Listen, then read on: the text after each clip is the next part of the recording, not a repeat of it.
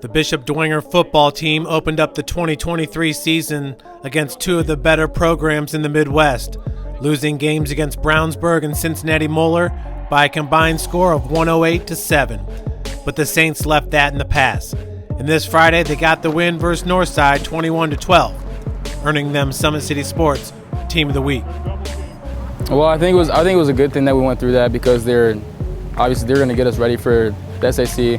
Obviously, the SAC is probably not going to be the caliber of teams that we played before. It's unprecedented in Dwenger history, really, to start our season that way. Never in 60 years. And then, to your point, two better teams in the Midwest, arguably in the country. So we survived it in a certain sense physically, right? I mean, we did some of those good things. We managed guys well, I felt like, and we learned a lot. It was really challenging, to say the least. But to be honest, like Carter said before me, it got us real ready for this big win against Northside. And I was telling my teammates after the game at Moeller, I was like, this is only the beginning. A lot of people like to just like stay in the present and worry about the present, but I'm looking towards the future, and they should too. So, leading up to the game against the Legends, six-year head coach Jason Garrett moved Toby Tittman to starting running back. The senior responded with 125 yards on 20 carries with a touchdown, while also playing safety for the Saints. Saturday morning, we had practice after the Moeller game, and he was like, "Oh, I'm going to need you to play running back this week because we're not doing very good there." And I was like, okay, that's fine. So he said, I'm going to be playing both ways, and I was like, all right. And so they kind of took me off some of the special teams more, and they started putting more in on offense.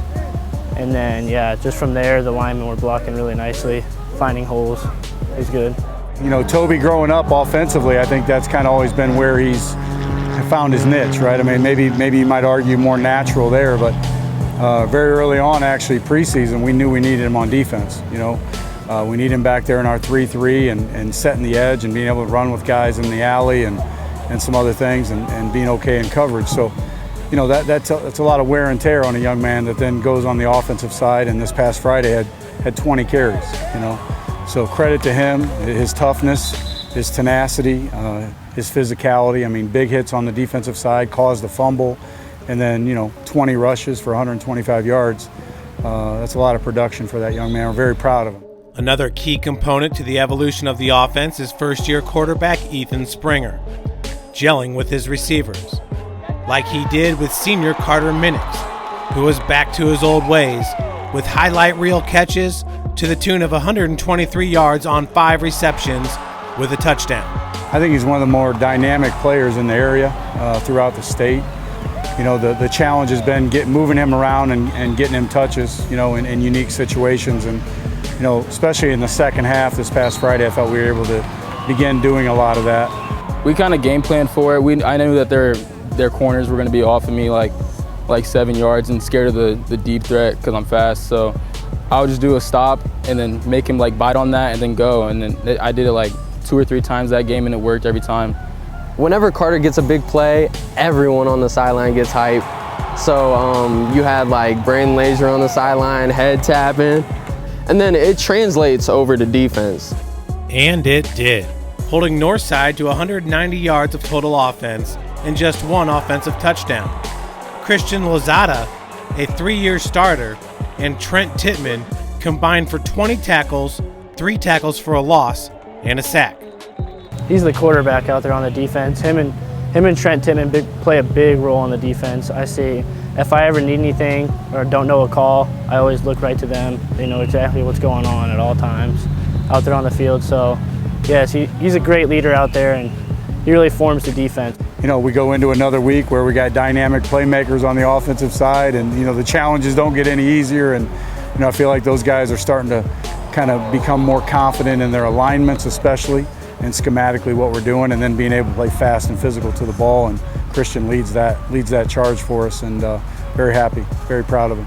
And this week, it's 6A number 10 ranked Carroll, led by quarterback Jimmy Sullivan, who's ranked as the 14th best player in the state in the class of 2025.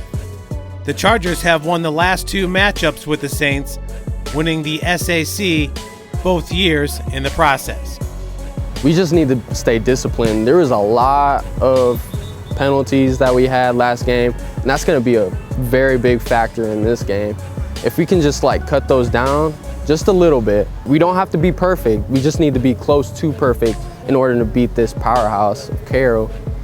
I feel like we'll be good. We just need to work on it. All the captains needs to come together, become more disciplined. Well, with our DBs, we got to make sure that they like to throw quick passes. The QB, I feel like he likes to. I feel like he already knows who he's going to throw to before the play starts. So, in my head, I got to be making sure that I'm reading the QB's eyes and getting downhill as a safety. It's about us this week and knowing that our challenges are there. I think continue to get better schematically on the defensive side. You can't show them too much pre-snap, and being able to get some pressure, obviously, and then, securing tackles. That was an issue in January, a focus for us, right? Securing tackles in space. So we do that defensively, and then continue to run the ball, continue to manage the clock downhill. I think it gives us a great chance, but it's got to start with us. Playing focused and detailed style of football. For Summit City Sports, I'm Jeff Mahoney. Masters Heating and Cooling presents today's Football Team of the Week. Make Masters your only call for all your heating and cooling needs, because Masters gets you there faster. Call 866-824-HEAT or log on to mastersheatcool.com when you need them.